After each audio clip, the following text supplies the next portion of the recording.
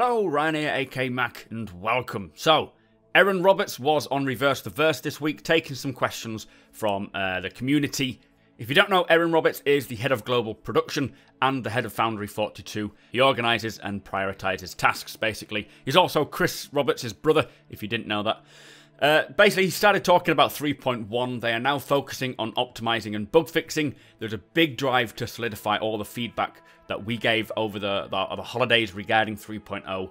He did say there's going to be 1 to 2 new features to push for, but performance is the priority, which I'm sure we can all agree with. They know where they need to optimize and they will do so. We've heard a bit about this from Chris. They're polishing the UI to make it a bit more readable.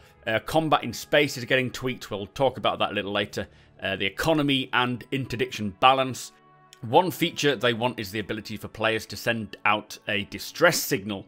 So it's kind of like the tier 0 of the service beacon. You can send your location as a nav point for others players to jump to, either planet side or in space. So if you get stranded, or if your ship doesn't work, players can come and find you if you want them to, and I expect it'll go along with paying them maybe. Maybe it won't be as part of the economy just yet, but we'll see when tier 0 comes out. Basically just players making missions for other players, which is a good starting point. Now, someone asked a question about cutting features from 3.0, and Erin says that if they were serious about getting it out before Christmas, they needed to make certain calls on certain features. One of them was the character customizing, that had to be cut, and also the damage system, which just makes it a little better. It was ready 2 days before 3.0's release, but they didn't want to risk putting it into the build in case it broke it in certain areas. So those two I expect will come with 3.1, if not maybe a quick incremental patch. But the next question was to do with the 4 quarterly patches, and how will you ensure that they keep the dates and release them on the dates that they say. Now, he says that last year was a massive tech patch for 3.0 to even work, really. It's the foundation of the game. It takes a long time because they're creating new tech that has never been created before.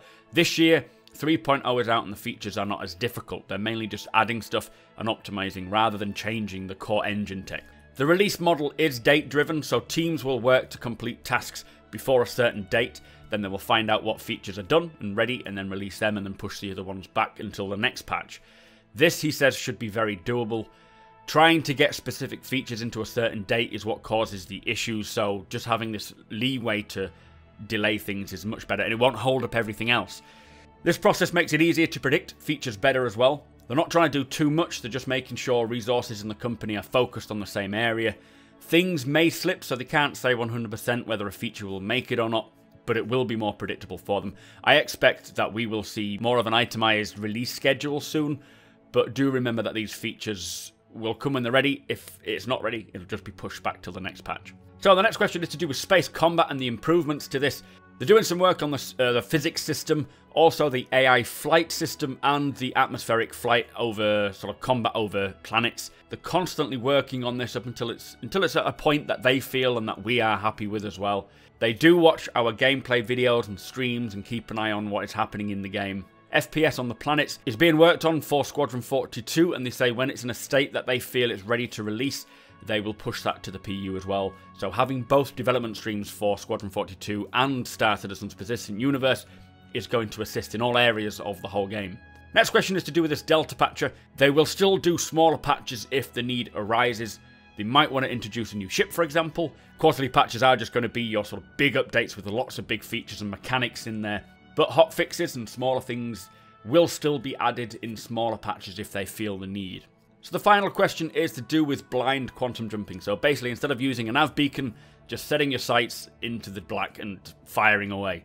Now, they're still working on the star map and how the system will work. Fuel, he says, is the main influence. He said it's not a huge challenge to do this, but they want to figure out a good way of doing it if they're going to.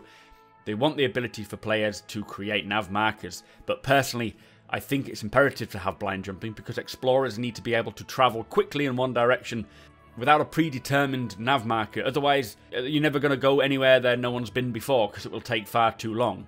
I would quite confidently say that they will eventually add blind jumping. I think a lot of people want it and they will see, or they already know the importance of it, so I would expect to see it soon. Anyway, to finish off with, Jared just did a little tour of the fan cave and where they do all the recording and around the LA office. It was nice to see the LA office. I've never been, so it's interesting to see inside it. Anyway, that was the Erin Reverse the Verse. Let me know your thoughts on that. Don't forget, we've got a Banu Merchantman giveaway happening right now. Follow the top link in the description. We also have a lot more giveaways coming in February, so be sure to subscribe here on YouTube. Follow me on Twitch, on Twitter, and on Instagram, and I shall see you next time.